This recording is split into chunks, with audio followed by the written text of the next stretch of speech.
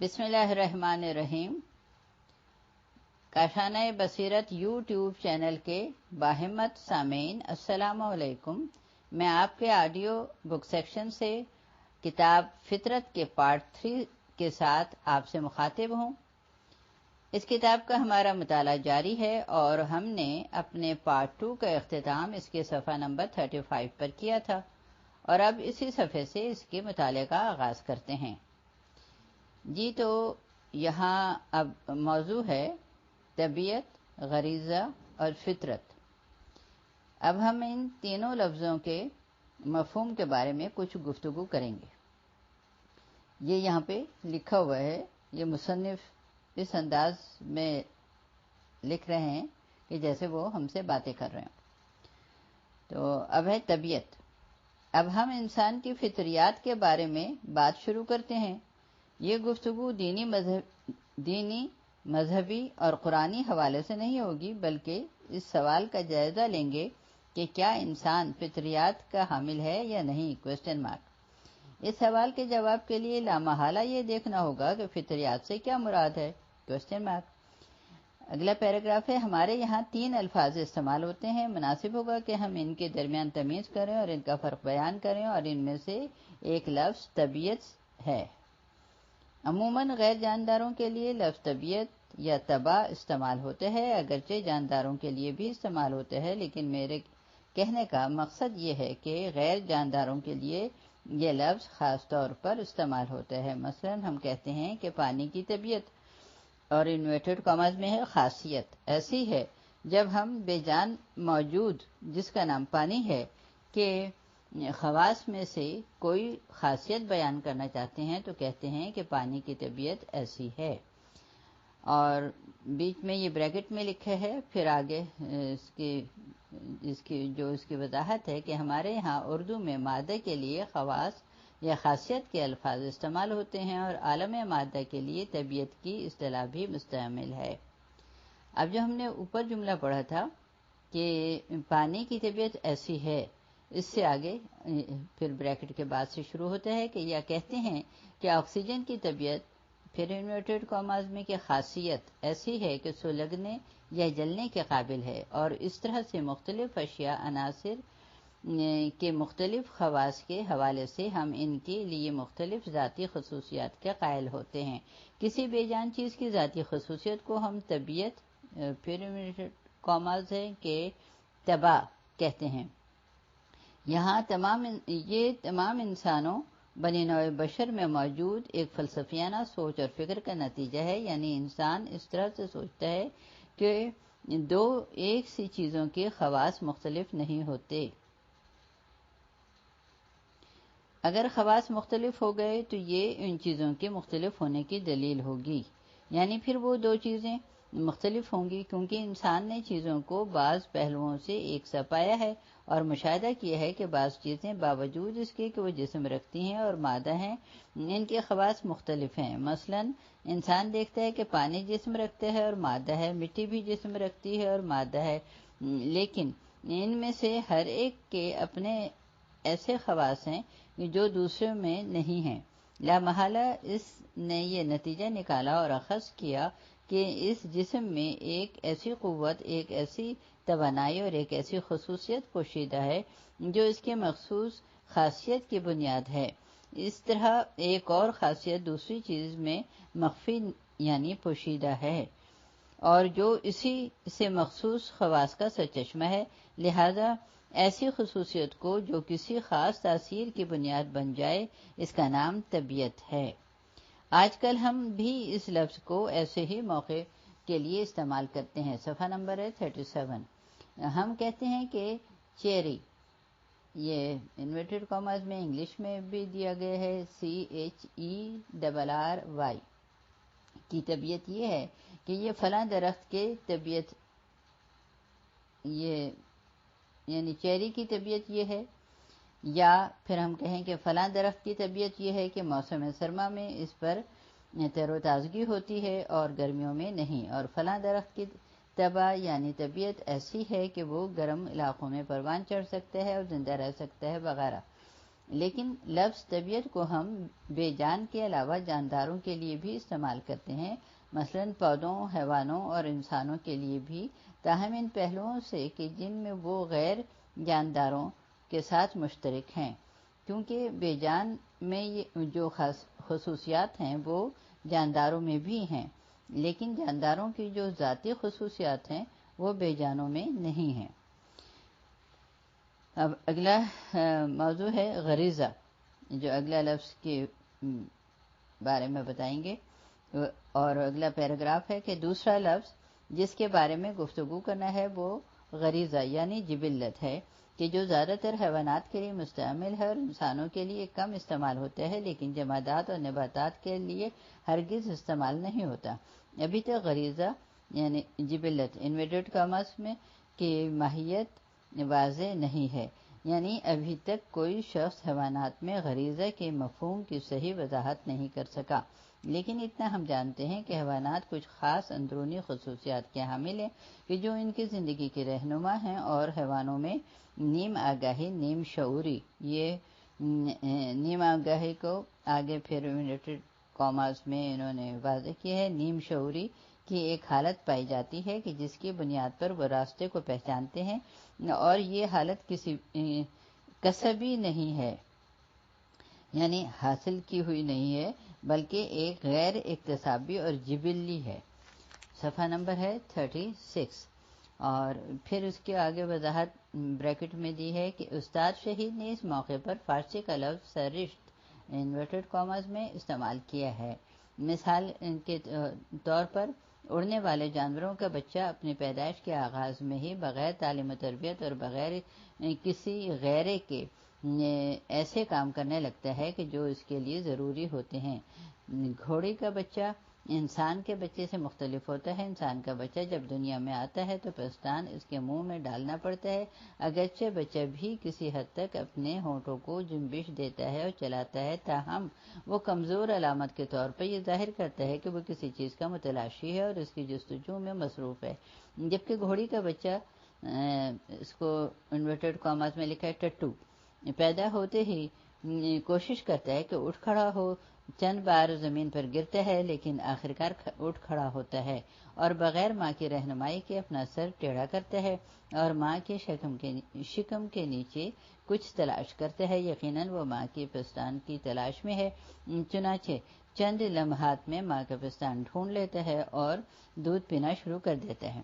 گھوڑی کے بچے کی یہ حالت، اس کا اٹھ کھڑا ہونا، ماں کے پستان کی جستجو کرنا، جلدی سے اسے ڈھونڈ لینا، اسے کیا کہیں گے؟ Question mark. کہتے ہیں یہ حیوانی غریزہ یعنی انورٹڈ کاماز میں ہے، جبلت ہے۔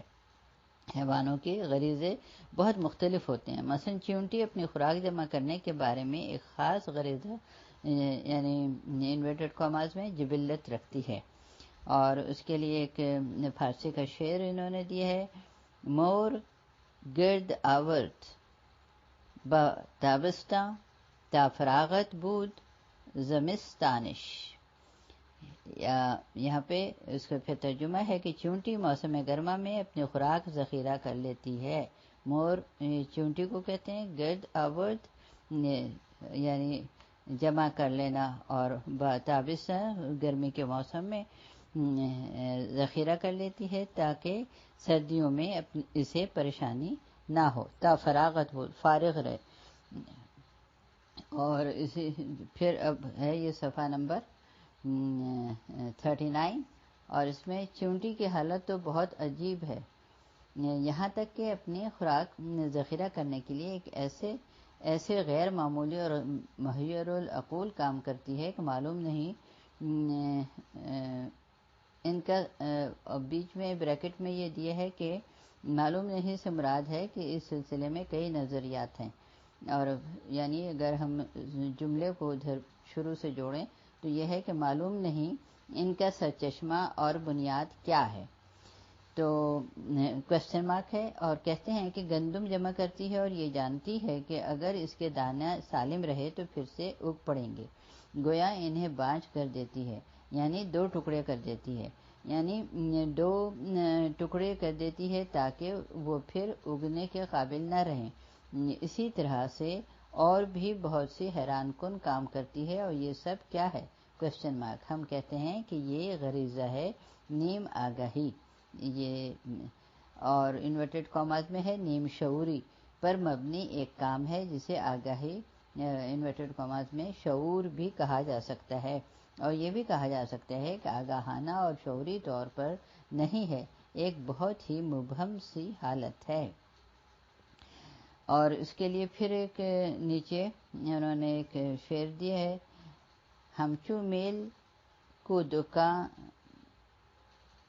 یہ فارسی تو اتنی آپ کو سمجھ نہیں آئے گی، میں اس کا ترجمہ ہی پڑھ دیتی ہوں کہ جیسے بچوں کا ماؤں کی طرف میلان اور رغبت ہوتی ہے، لیکن وہ ماؤں کی طرف بڑھنے والا ہونٹوں کا راز نہیں جانتے، اس ایک طرف تو اس لحاظ سے کہ یہ ایک داخلی میلان اور رغبت ہے، آگاہی کی حالت ہے۔ میلان یا رغبت ایک روحانی کیفیت کا نام ہے، انسان اس میلان سے متعلق حضوری آگاہی رکھتا ہے، لیکن یہ نہیں جانتا کہ یہ میلان اور رغبت کیوں ہے۔ یہ تو اسے خبر ہے کہ اس کے اندر ایک رغبت یا رجحان ہے، لیکن خود اس کے بارے میں نہیں جانتا۔ صفحہ نمبر ہے 40۔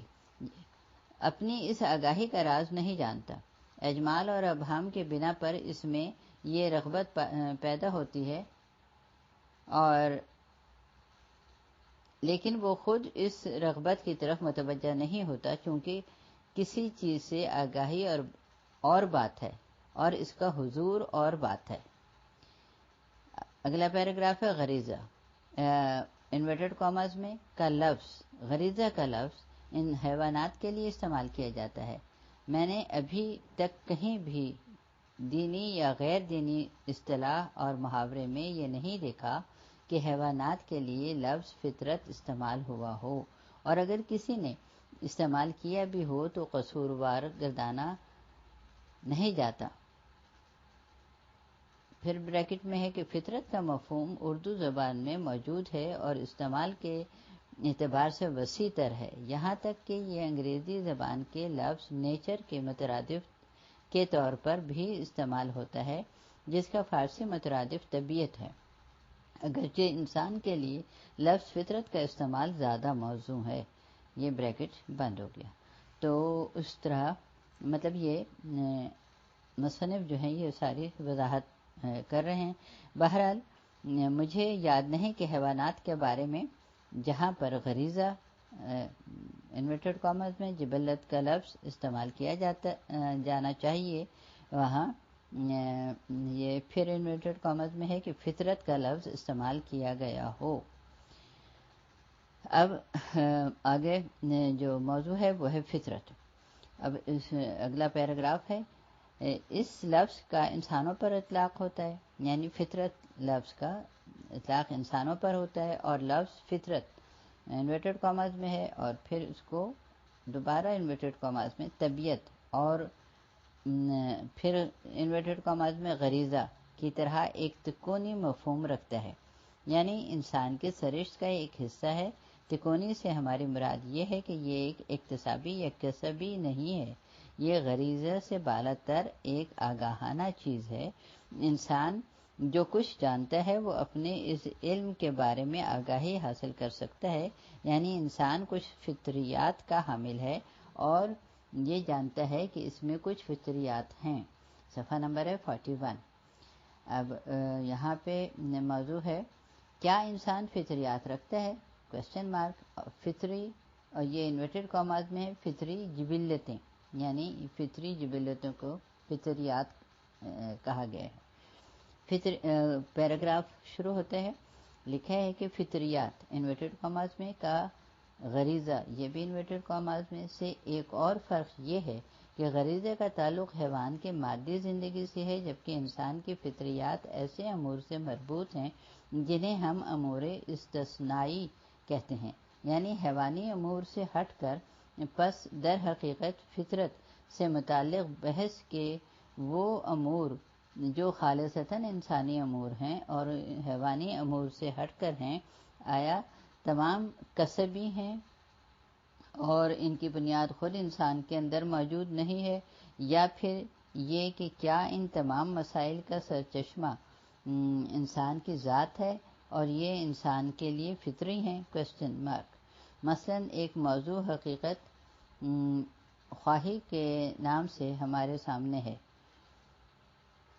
یعنی یہ ایک موضوع حقیقت خواہی کے نام سے ہمارے سامنے ہے جس کا اپنا ایک مفہوم ہے اور یہ ایک الگ موضوع ہے۔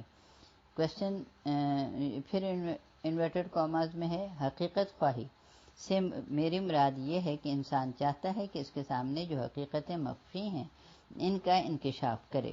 پہلے تو یہ سوال پیدا ہوتا ہے کہ آیا انسان واقعی طالب حقیقت ہے؟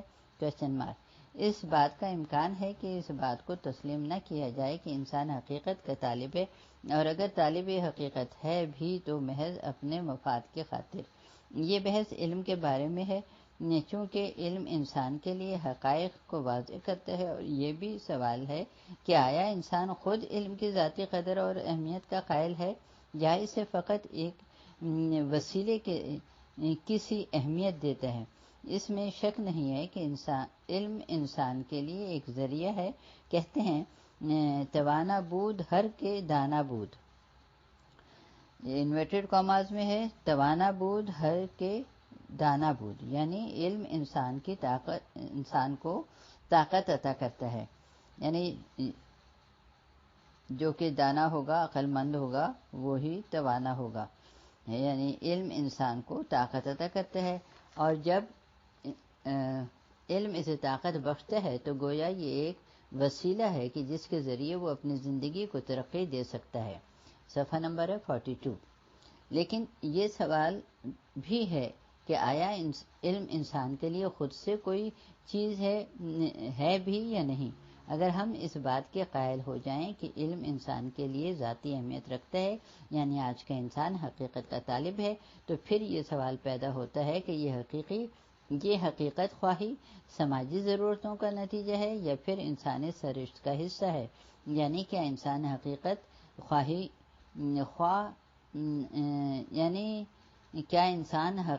خواہ ہی پیدا ہوا ہے؟ دوسرا یہ پیراگراف ہے، نیا پیراگراف شروع ہوتا ہے کہ دوسری مثال اخلاق حسنہ کی ہے۔ دور حاضر میں کچھ مفاہیم اور مطالب ایسے ہیں جنہیں ہم اخلاق حسنہ کا نام دیتے ہیں، یعنی اخلاقی نقطہ نظر سے انہیں انسانی اخلاق یا اخلاق حسنہ کہتے ہیں۔ ان کے برعکس مفاہیم کو اخلاق سیئہ کہا جاتا ہے۔ مثال کے طور پر احسان مندی کا مطلب یہ ہے کہ اگر کوئی شخص کسی انسان سے اچھا سلوک کرے تو انسان اس کے جواب میں نیکی کرے اور اس کا شکر گزار ہو۔ یہ احسان فراموش کے مقابلے میں ایک مفہوم ہے۔ احسان مندی یعنی نیکی کے جواب میں نیکی، یہ اخلاقی مسئلہ ہے۔ بہرحال دور حاضر میں یہ بات قبول کر لی گئی ہے، اور اس کے لیے یہ انہوں نے سورہ رحمان کی آیت کی مثال دی کہ حل جزاء الاحسان الا الاحسان، سورہ رحمان آیت نمبر 70 ہے۔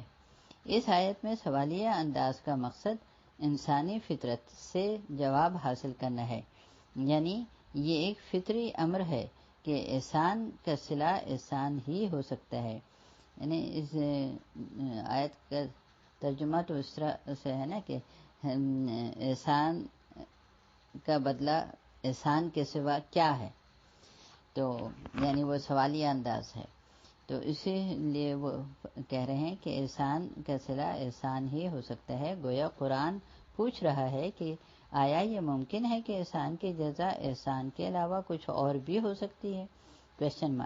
انسان جواب دیتا ہے نہیں، نیکی کی جزا نیکی ہی ہے۔ صفحہ نمبر ہے 43۔ یہ اصول انسان نے کہاں سے حاصل کیا ہے؟ کیا یہ پند و نصیحت ہے جسے معاشرتی تقاضوں نے انسان پر ٹھونس دیا ہے؟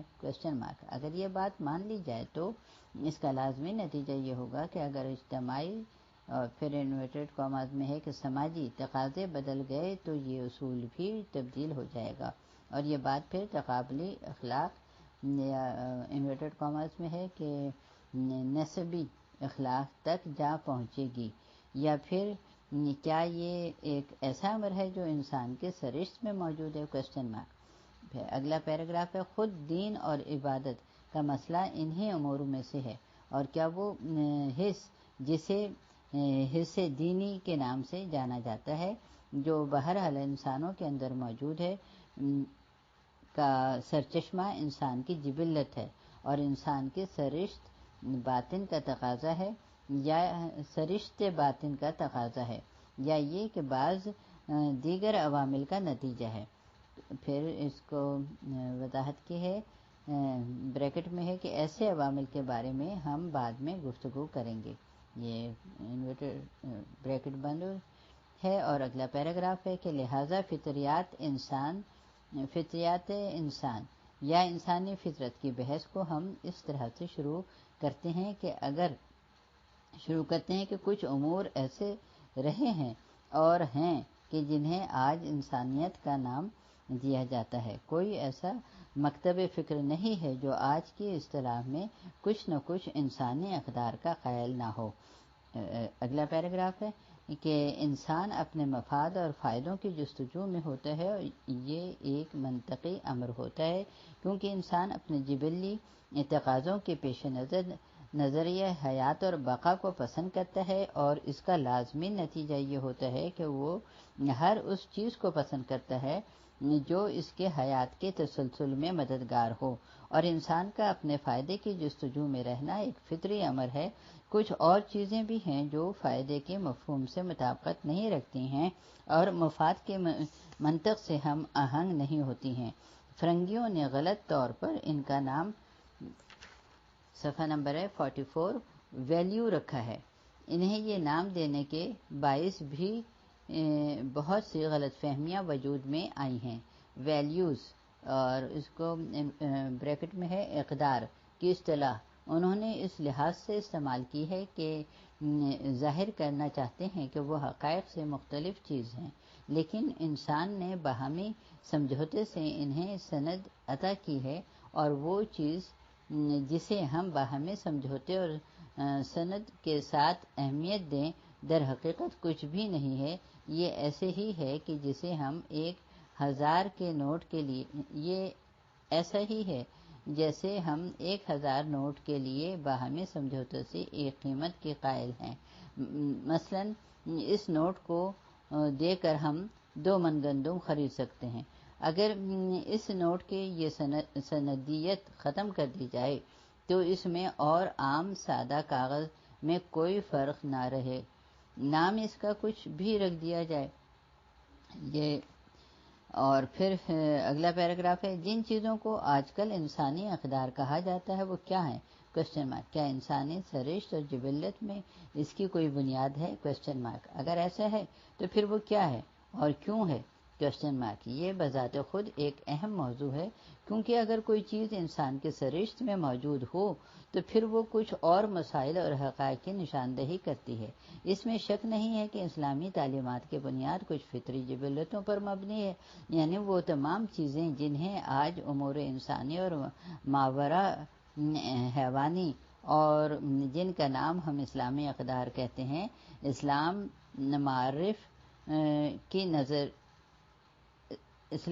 معرف کی نظر میں ان کا سرچشمہ انسانی سرشت اور جبلت میں موجود ہے۔ اگلا پیراگراف ہے، ہم بعد میں بیان کریں گے کہ انسان اور انسان کی حقیقی انسانیت کی جڑ فطری جبلتوں کو قبول کرنے کا لازمہ ہے۔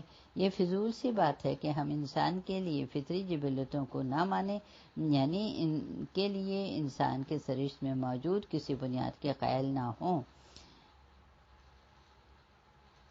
اور آگے اس کو انگلش میں انہوں نے لکھا ہے اور ہیومینزم اور انسان خالص کا بھی دم بھریں، یعنی اس کے قائل بھی نہ ہو اور انسان خالص کا بھی دم بھریں۔ صفحہ نمبر ہے 45، اور پیراگراف ہے کہ پس ہماری بات کی گفتگو انہی انسانی اقدار اور ان کی ان کے فطری ہونے کے بارے میں ہے، انہی سے ہم نتائج اخذ کریں گے اور پھر ان چیزوں کو شمار کریں گے جو انسانی فطرت کا حصہ ہیں اور دیکھیں گے کہ یہ اقدار کیا ہیں کوشچن مارک۔ ہم یہ بھی دیکھیں گے کہ اسلامی تصانیف میں ان کی فطری ہونے کے بارے میں کیا دلائل موجود ہیں کوشچن مارک۔ ہم اس سوال کا بھی جائزہ لیں گے کہ کیا قرآن اور اسلامی تصانیف میں کوئی ایسی دلیل موجود ہے کہ اخلاق حسنہ اس امور کا ایک سلسلہ ہے جو انسان کی سرشت میں موجود ہے، اور پھر ہم جائزہ لیں گے کہ کیا ہم اخلاقی مسائل کے بارے میں زیر نظر آیت سے فطرت کا مفہوم اخذ کرتے ہیں، اور وہ آیت ہے سورہ شمس کی آیت نمبر 86، سورہ مبارکہ ہے الشمس۔ اس طرح اس آیت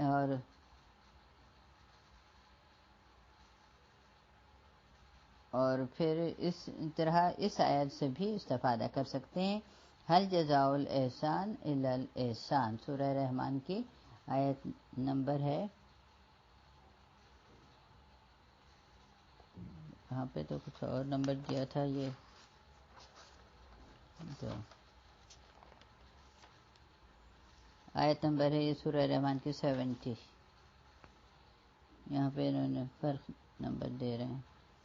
اچھا، عموماً جب قرآن سوال کرتا ہے تو وہ یہ چاہتا ہے کہ جواب انسان کی فطرت سے حاصل کرے، گویا وہ کہنا چاہتا ہے کہ یہ ایسی چیزیں ہیں کہ جو لوگوں کی سرشت میں موجود ہیں اور ہر کوئی انہیں جانتا ہے۔ یہاں پہ یہ صفحہ نمبر 45 کا اختتام ہوا اور اس طرح سے ہمارا باب اول کا بھی اختتام ہو گیا، اور اب ہے آگے باب دوم انسانی فطرت، اور اس کے لیے اس کا ہم اپنے اس آڈیو کا یہیں پہ اختتام کرتے ہیں، اور انشاءاللہ اگلے آڈیو سے پھر باب دوم کا آغاز کریں گے۔ اللہ حافظ۔